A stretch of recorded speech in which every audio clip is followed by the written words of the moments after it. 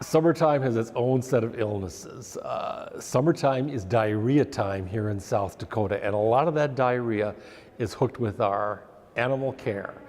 Our cases of E. coli, Campylobacter, cryptosporidiosis, all diarrheal diseases, they spike during the summertime because people are more out and about with animals.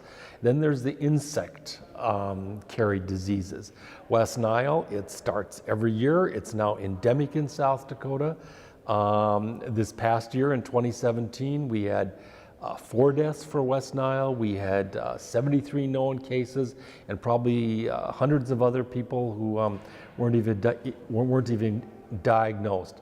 And that's a mosquito-borne illness. We also have tick diseases in South Dakota. Every year people come down with tularemia, they get Lyme disease, Rocky Mountain spotted fever, so ticks and mosquitoes, they're prevalent in the summertime, and you gotta take care of yourself and prevent being bitten by them. We're lucky in many respects here in South Dakota, and one is we don't have the woody environment that Minnesota and Wisconsin do. So ticks, the ticks that carry Lyme disease do not do well in South Dakota. They're very difficult to find, and most of our cases, almost all of our cases in Lyme disease in South Dakota, we interview them, and by and large, they went to Minnesota, they went camping, they went to the forest, they did something in Minnesota, and a tick got them in Minnesota, but they're South Dakota residents, so we count them as our people. We have tularemia in South Dakota. In fact, South Dakota is one of the high incidence states of tularemia, and we find it in rabbits, we find it in prairie dogs and whatnot. What happens in South Dakota is you'll get bitten by a tick, or usually it'll be some younger kid will shoot a rabbit or a gopher or a prairie dog that has it and expose themselves and get one of the forms of tularemia. Or your pet, typically a cat, will tangle with a rabbit or one of those critters, and the cat will get tularemia and then spread it to its owner. So we have it, it's East River, West River. It pops up in unusual places, but it is a disease in South Dakota. The mouse disease, that's hantavirus pulmonary syndrome, and we have that in South Dakota. It's fairly rare. We have less than 1 case a year, but when it hits hard.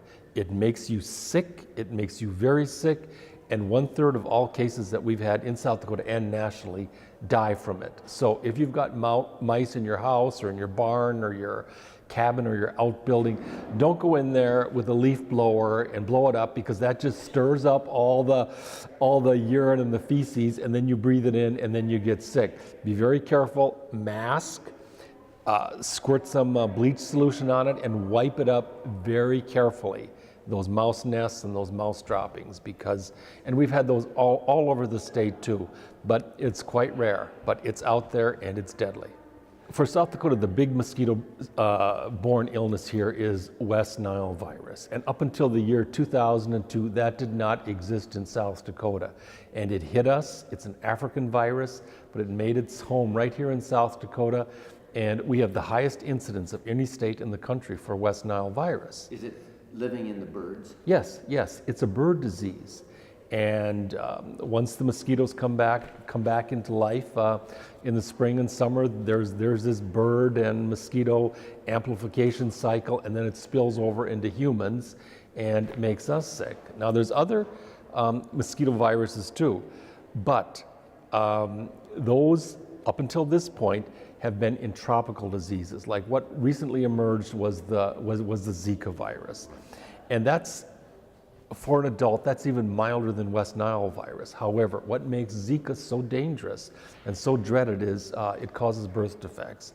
It causes microcephalia and other brain deformities in babies. So it's very, very, very serious. It hit hard in South America, in Jamaica, in Puerto Rico, many of the Caribbean islands, Central America. And we've had 3 cases so far in South Dakota. All of those individuals went traveling to the islands, to the Caribbean or South America, and we've had several other women who did not get sick but were pregnant, and then we've been monitoring them to make sure that their babies are okay. And so far, South Dakota, we've had no babies born with any Zika birth defects. So I'm Happy to report that. So we ask people who are going to Jamaica or some holiday south of the border, do there exactly what you do in South Dakota in July and August. Protect yourself from mosquitoes, because this is a virus that can be spread sexually. It's sequestered in the men, and it can be found in male semen for up to 6 months after they've traveled. So what we're advising couples to do, if they come back here, either abstain from sex for 6 months or use a condom, and don't get pregnant during that time.